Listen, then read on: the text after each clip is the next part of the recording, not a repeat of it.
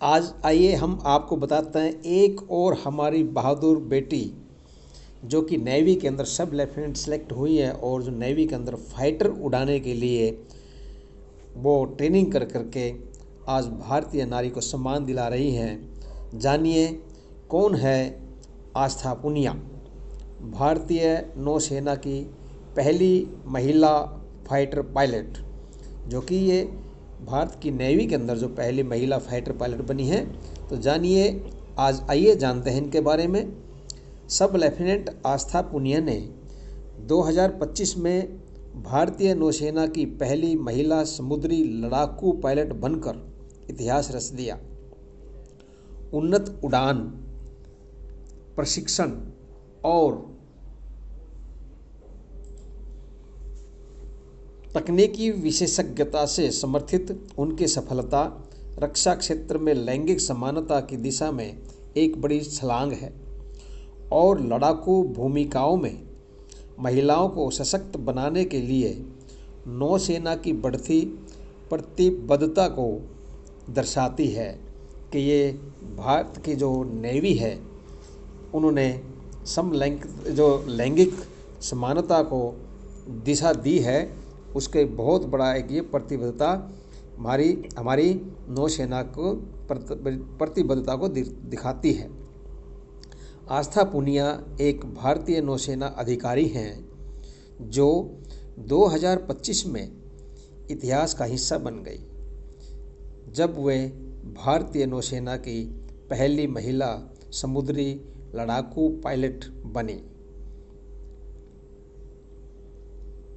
यह एक ऐसा मील का पत्थर है जो भारतीय सशस्त्र बलों में लैंगिक समानता की दिशा को हमेशा के लिए बदल देगा। उनके इस ऐतिहासिक क्षण को नौसेना विमानन के विकास में एक महत्वपूर्ण मोड़ के रूप में याद किया जाता है, जो अब तक मुख्यतः पुरुष प्रधान क्षेत्र रहा है, क्योंकि अभी तक पुरुष प्रधान ही रहे हैं, पुरुष ही रहे हैं भारतीय नौसेना के। अभी तक महिलाएं नहीं गई थी, तो अभी महिलाओं को भी दे करके ये लैंगिक समानता की दिशा में काम किया जा रहा है, भारतीय सेना में भी, भारतीय नौसेना में भी और भारतीय की जो वायुसेना में भी। आस्था पुनिया भारतीय नौसेना में सब लेफ्टिनेंट हैं। उन्हें विशाखापत्तनम स्थित INS डेगा में दूसरे बेसिक हॉक कन्वर्जन कोर्स के स्नातक समारोह के दौरान प्रतिष्ठित विंग्स ऑफ गोल्ड से सम्मानित किया गया, जो कि एक सम्मान है बहुत बड़ा, विंग्स ऑफ गोल्ड से, जो कि उनको दिया गया विशाखापत्तनम में जो INS डेगा के जो दूसरा बेसिक हॉक कन्वर्जन कोर्स था उसके समारोह के अंदर। इस समारोह में रियर एडमिरल जनक बेवली जी, जो कि सहायक नौसेना प्रमुख है, जो additional chief of naval staff हैं, जो वायु साइड के भी उपस्थित थे। जहां पुनिया और उनके बैचमेट लेफ्टिनेंट अतुल कुमार ढुल को यह उपलब्धि हासिल करने के लिए सम्मानित किया गया। उनके साथ साथ में अतुल कुमार ढुल जो हैं वो बैचमेट हैं उनके, लेकिन उनको भी वहाँ पर सम्मानित किया गया, जो कि विशाखापत्तनम में INS डेगा के समारोह के अंदर। सब लेफ्टिनेंट आस्था पुनिया ने कठिन एवं विशिष्ट प्रशिक्षण तथा ठोस पृष्ठभूमि के साथ भारतीय नौसेना में भारत की पहली महिला समुद्री लड़ाकू पायलट बनने की ऐतिहासिक उपलब्धि हासिल की। ये सब आस्था पुनिया की जो पहली जो महिला हैं, जो कि ये लड़ाकू पायलट, नॉर्मल पायलट नहीं, लड़ाकू पायलट उड़ाने वाली, वो भी नेवी के अंदर, जो कि जहाज़ के ऊपर से, समुद्री जहाज़ के ऊपर से उड़ाने के लिए किया जाता है। आगे सुनिए इनके प्रशिक्षण क्या है, उनकी योग्यताएं क्या हैं और कहाँ पर उन्होंने कैसे किया है ट्रेनिंग, तो योग्यता कैसे बढ़ाई उन्होंने, आगे पढ़िए आप। प्रशिक्षण और योग्यताएं। INS डेगा विशाखापत्तनम में द्वितीय बेसिक हॉक कन्वर्जन कोर्स, ये कोर्स है नेवी का जो कि हॉक कन्वर्जन कोर्स के नाम से बोला जाता है। आईएनएस डेगा में इन्होंने ये किया है। पुनिया ने कठिन द्वितीय बेसिक हॉक कन्वर्जन कोर्स पूरा किया, जहां उन्होंने अति आधुनिक हॉक 132 जेट ट्रेनर विमान उड़ाया। 132 जेट ट्रेनर विमान है जो उन्होंने उड़ाया, जो कि बहुत ही आधुनिक है, जिसका नाम है हॉक 132। यह कोर्स नौसेना के पायलटों के लिए लड़ाकू विमान उड़ाने की दिशा में आगे बढ़ने के लिए आवश्यक है कि हॉक 132 जेट ट्रेनर जिसके ऊपर ट्रेनिंग लेना, ये जो पायलट होते हैं लड़ाकू विमान उड़ाने के लिए, उनके लिए बहुत ज़रूरी होता है। और इसमें विशेषज्ञ उड़ान कौशल, युद्ध अभ्यास और परिचालन दक्षता शामिल है। पुनिया के सफल स्नातक स्तर ने उन्हें प्रतिष्ठित विंग्स ऑफ गोल्ड पुरस्कार दिलाया, जिससे उन्होंने खुद को एक लड़ाकू पायलट के रूप में साबित किया। उन्होंने इस ट्रेनिंग को बहुत ही अच्छे तरीके से किया जो इनका कोर्स था, और विंग्स ऑफ गोल्ड पुरस्कार से वो सम्मानित हुई, जो कि उनको खुद को एक लड़ाकू पायलट के रूप में साबित करता है और किया है। लड़ाकू विमान में प्रवेश। नौसेना में समुद्री टोही विमानों और हेलीकॉप्टरों में सेवारत पूर्व महिला पायलटों के विपरीत पुनिया को लड़ाकू विमान में प्रवेश मिला है, क्योंकि नेवी के अंदर पहले भी महिलाएं हैं जो कि हेलीकॉप्टर चलाती हैं, टोही विमान उड़ाती हैं, लेकिन पुनिया को लड़ाकू विमान में प्रवेश मिला है, यानी वह उच्च प्रदर्शन वाले लड़ाकू जेट उड़ाती है। इस प्रशिक्षण के लिए उच्च स्तर का उड़ान कौशल, शारीरिक सहन शक्ति, मानसिक चपलता और उच्च तनावपूर्ण युद्ध स्थितियों में संचालन क्षमता आवश्यक है। इसके लिए बहुत ही अच्छी हो चाहिए, शारीरिक सहन शक्ति भी होनी चाहिए, उड़ान कौशल होनी चाहिए, मानसिक आपके अंदर सहन शक्ति होनी चाहिए, सफलता, और किसी भी उच्च तनावपूर्ण युद्ध स्थितियों में संचालक क्षमता भी इसमें होनी चाहिए। इसके लिए बहुत ही ज़्यादा जरूरी है ये चीज़ें। बुनियादी सैन्य प्रशिक्षण। उन्नत विमानन प्रशिक्षण से पहले उन्हें प्रारंभिक अधिकारी प्रशिक्षण और बुनियादी नौसेना शिक्षा प्राप्त करनी होगी। आगे उनको उन्नत विमानन प्रशिक्षण से पहले जो है आगे उसकी जो है ऑफिसर ट्रेनिंग भी लेनी है, और जो बेसिक नौसेना शिक्षा प्राप्त करनी है, जिसमें नेतृत्व कक्षाएं, शारीरिक प्रशिक्षण और नौसेना संचालन का बुनियादी ज्ञान शामिल होगा।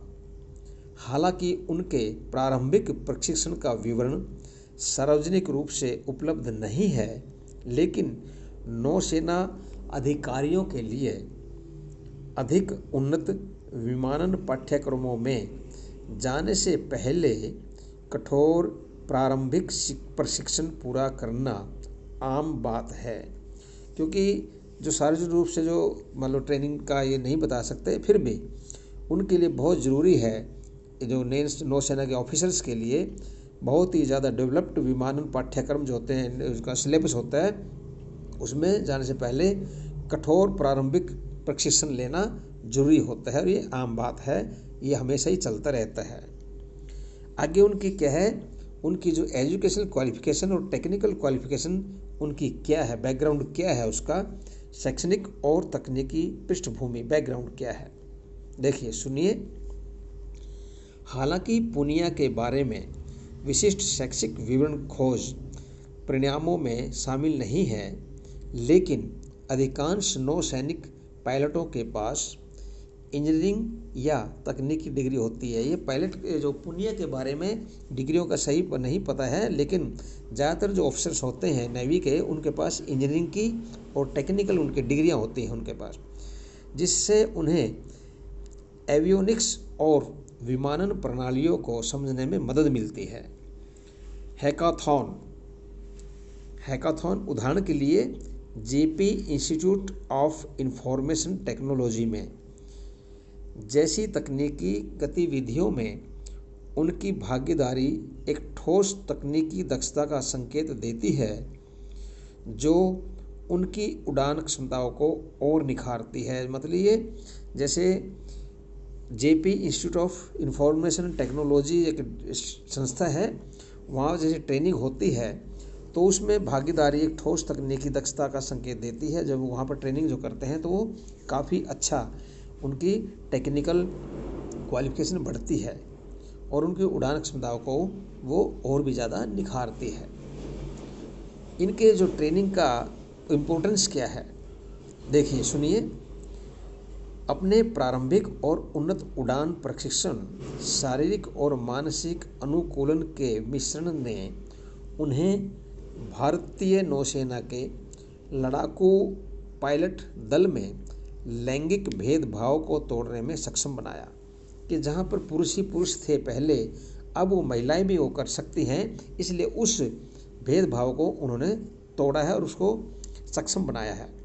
उनकी यह उपलब्धि नौसेना द्वारा लैंगिक समानता और युद्ध में महिलाओं के सशक्तिकरण पर दिए गए जोर का प्रमाण है कि आज नौसेना में लैंगिक समानता और युद्ध में महिलाओं के जो सशक्तिकरण पर जोर दिया जा रहा है, तो ये इसका प्रमाण है जो भारतीय रक्षा दलों के बदलते परिदृश्य को दर्शाता है कि आज भारत के अंदर जो सेनाएं हैं, नौसेना, आर्मी है, उनके अंदर जो महिलाओं को लिया जा रहा है वो हमारे देश की इस परिदृश्य को दर्शाता है। बाधाओं को तोड़ना, आगे इनके जीवन में क्या क्या बाधाएं हैं, उनको कैसे तोड़ा है उन्होंने, तो ये पढ़िए आप। नौसेना विमानन की लड़ाकू शाखा में पुनिया का शामिल होना लैंगिक समानता के प्रति नौसेना के समर्पण और नारी शक्ति, महिला सशक्तिकरण की शुरुआत का प्रतीक है। रक्षा मंत्रालय और भारतीय नौसेना दोनों ने उनकी उपलब्धि को नौसेना विमानन में एक नया अध्याय करार दिया है। मतलब जो कि रक्षा मंत्रालय ने भी और भारतीय नौसेना ने भी जो लड़ाकू पायलट जो बनी है आस्था पुनिया, उनको एक नौसेना विमानन में नया अध्याय करार दिया है जो महिलाओं के लिए एविएटर भूमिकाओं में नए अवसरों की शुरुआत को रेखांकित करता है जो पहले उनके लिए उपलब्ध नहीं थे। पहले महिलाओं को ये नहीं थे, लेकिन अभी उनको नए नए अवसर दे करके ये किया जा रहा है कि महिलाओं के लिए एविएटर भूमिकाओं में नए अवसरों की शुरुआत के लिए रेखांकित करता है। रक्षा मंत्रालय ने एक विज्ञप्ति में कहा, जो रक्षा मंत्रालय की तरफ से एक बयान जारी हुआ है, जो उसमें कहा है क्या, SLT आस्था पुनिया को सब लेफ्टिनेंट, SLT का मतलब है सब लेफ्टिनेंट आस्था पुनिया को लड़ाकू विमान में शामिल करने से नौसेना विमानन में लैंगिक समावेशिता और नारी शक्ति को बढ़ावा देने तथा समानता और अवसर की संस्कृति के निर्माण के प्रति भारतीय नौसेना का संकल्प सामने आता है। मतलब ये नौसेना की तरफ से जो लैंगिक समावेशिता और नारी शक्ति को बढ़ाने का बहुत ही अच्छा चांस है और बहुत ही अच्छा ये पहल है, जो कि भारतीय नौसेना का संकल्प है ये, और जो कि अभी सामने भी आता है। इसका महत्व क्या है, इसका प्रभाव क्या है, देखिए आगे इसका प्रभाव क्या होगा, इसका आज के समय में महत्व क्या है।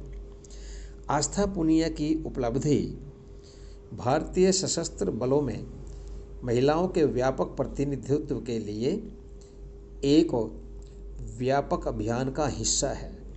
जो सशस्त्र बलों में सेनाओं में महिलाओं का जो व्यापक प्रतिनिधित्व होता है, उसका जो एक ये हिस्सा है अभियान का। उनकी इस उपलब्धि से सैन्य विमानन और अन्य युद्ध विशेषज्ञताओं में कैरियर बनाने के लिए और अधिक महिलाओं को प्रोत्साहित करने की संभावना है। जैसे आस्था पुण्य को देख करके और भी देश की बेटियां जो इसके अंदर आएंगी, जिससे रक्षा क्षेत्र में लैंगिक समानता को और बढ़ावा मिलेगा कि जिसमें जो लैंगिक जेंट्स और लेडीज़ का जो रेशियो है वो बराबर का होता रहेगा और होगा वो। सार्वजनिक मान्यता क्या है इसके लिए? सार्वजनिक मान्यता इसको क्या दर्शाई गई है, देखिए आगे। उनकी सफलता को राष्ट्रीय समाचारों में बड़े पैमाने पर रिपोर्ट किया गया है और सोशल मीडिया चैनलों पर व्यापक रूप से मनाया गया है, जहां उन्हें बाधाओं को तोड़ने और महिलाओं की पीढ़ियों के लिए सेना में आने का रास्ता खोलने के लिए अग्रणी के रूप में सराहा गया है। इनकी बहुत ही बड़ाई की गई है, बहुत ही अच्छा इनको दिया गया है, तो ये चीज़ बहुत ही अच्छी किया है। तो आस्था पूनिया एक उदाहरण भारतीय महिलाओं के लिए बनी है। आगे क्या है देखिए। भारतीय नौसेना की लड़ाकू शाखा में शामिल होने वाली पहली महिला बनकर आस्था पूनिया ने न केवल एक व्यक्तिगत उपलब्धि हासिल की है, बल्कि भारतीय सैन्य प्रतिष्ठान के भीतर समावेशिता और समान अवसर की दिशा में एक व्यापक सांस्कृतिक और संस्थागत परिवर्तन लाने में भी मदद की है। जय हिंद, जय भारत।